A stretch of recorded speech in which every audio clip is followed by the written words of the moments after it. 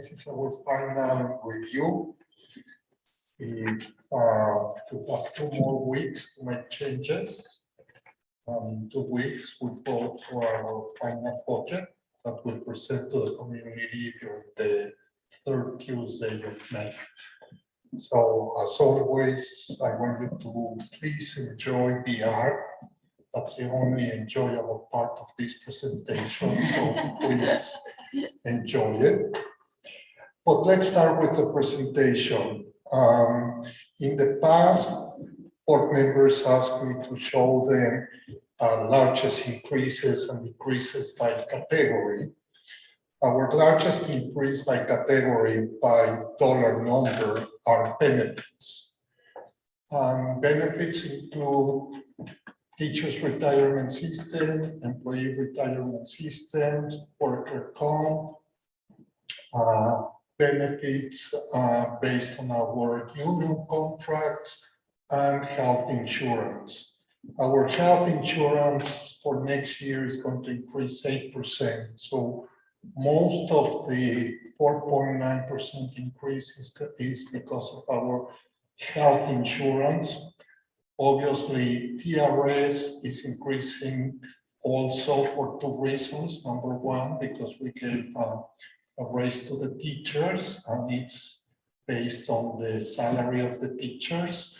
And number 2, because the actual contribution is increasing from around 9.46% to 10.29%. So we have an increase of 4.9%.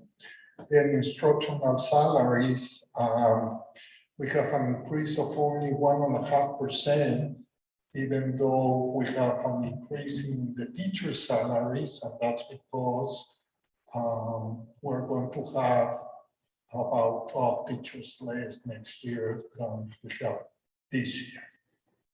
And also because we have several retirements for next year. Transportation, as we discussed a couple of weeks ago, we have higher gas, higher diesel, higher cost in general, spare parts, and I'm taking also into account an increase in the union contract. Co-curriculum and athletic salaries is also an increase due to the increase in our union contract with the teachers.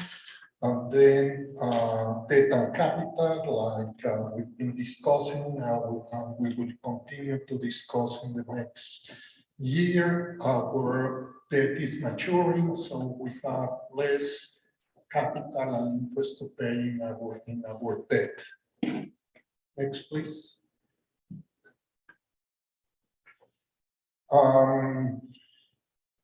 Bill wanted to see by account code our largest increases and decreases, and here you have them. Like I said, health insurance was our largest increase by $1 million because it increased 8%. Teacher retirement will increase 7.48.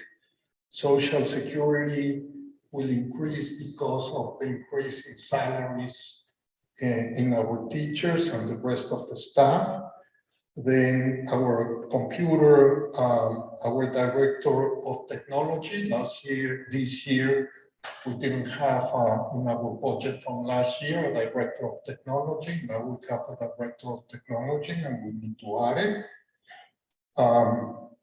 Also a couple of weeks ago, Benita presented her budget and told us why she needed more money, so it's here. Capital project, like we discussed, we're adding $150,000 for the auditorium in TV. And finally, last year we didn't have teachers in pre-K, and now we added to the teachers in pre-K. This number should be higher, but I didn't know that we already had the people who are going to be our pre-K teachers, so that number should increase a little bit compared to this one. Next, please. And here we have the largest increases. One of them again is transfer to capital funds, meaning transfers to pay debt and interest. On distributed employee benefits, this is mainly because some of the unions we negotiated and we took away their benefit trusts and increased their salaries. Employee retirement, it's going down for us because we finished paying a loan that we had from 2010.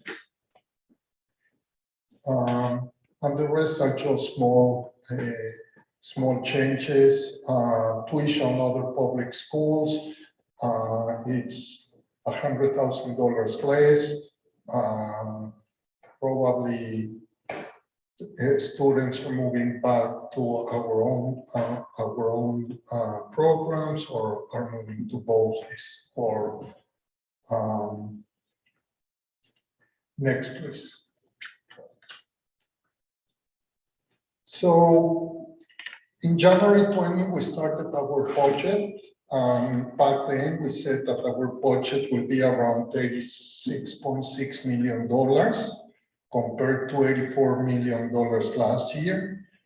Now, our budget that we're proposing is $86.6 million. That's a $2.33 million increase, which represents a 2.8%. That's compared to 2.7% increase from the January 20 meeting. Our tax levy, I'm proposing a reduction of about $800,000 compared to January 20, and that will be 3.2% increase in the tax levy compared to 4.9% that we were proposing back in January. The CAP information is really not very meaningful for us because of the Indian point pilot. Every dollar that we lose in pilot payments, we can add it to the cap. So this year, for example, the New York State cap is 2%. For us, our cap is 15.2%. And since we would never impose a 15.2% increase in the tax levy, it's still important for everyone to know what our tax cap is. This year, our tax cap is $61 million compared to last year of 53, which is a difference of $8 million. So we could have increased our budget by $8 million and still only needed 50% of yes votes to pass the budget. Next. Here you have the main revenues that we have. State aid is increasing 33%.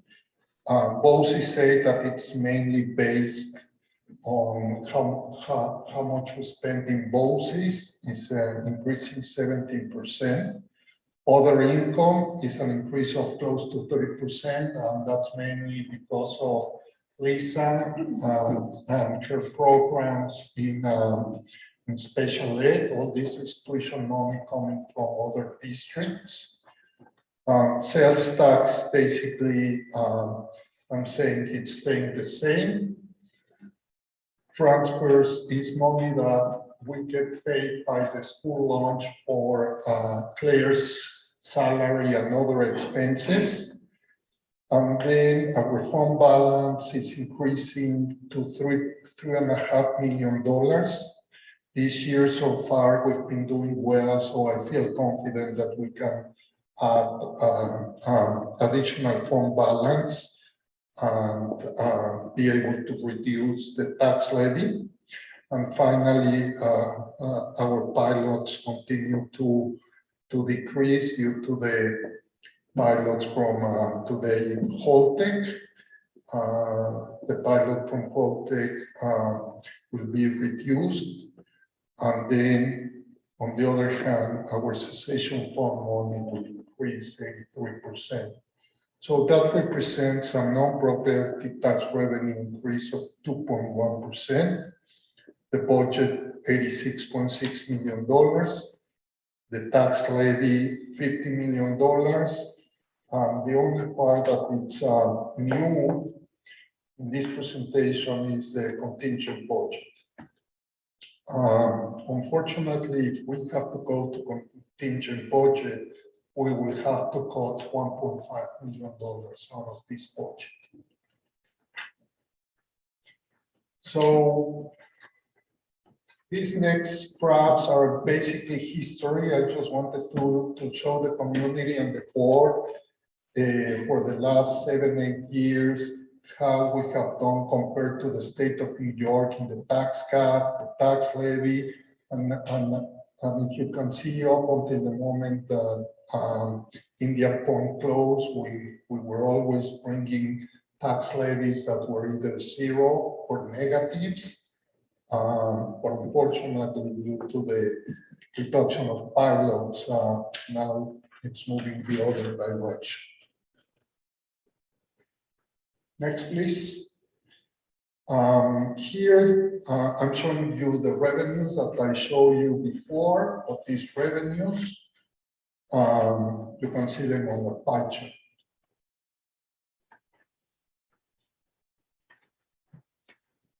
And then finally, by law, I need to show you government accounting.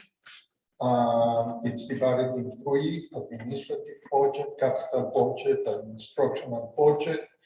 The instructional budget represents 82%, and we've always tried to have our instructional budget to be more than 80%. Are there any questions or comments? Sure.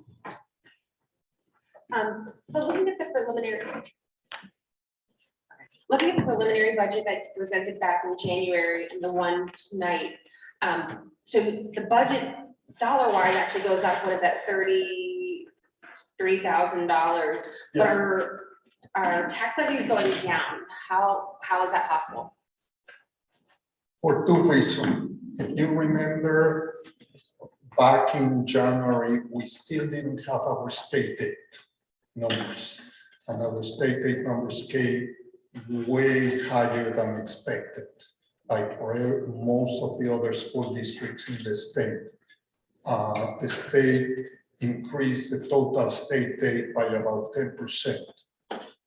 So there you have an increase in state aid, and originally the fund balance was going to be a lot less than it is today. And given the fact that we're doing well this year, I felt comfortable in adding about $700,000 more in fund balance for next year.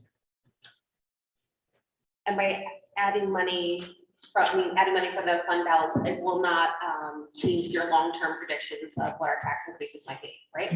Right, because this $700,000 is because this year we've been doing well in the fund balance. So I'm expecting this year to have a fund balance of about $3 million. And I project every year a fund balance of $2 million. So we're about hopefully $1 million ahead, and we'll stay that way. Thank you. Any other questions? All right, thank you very much, Enrique.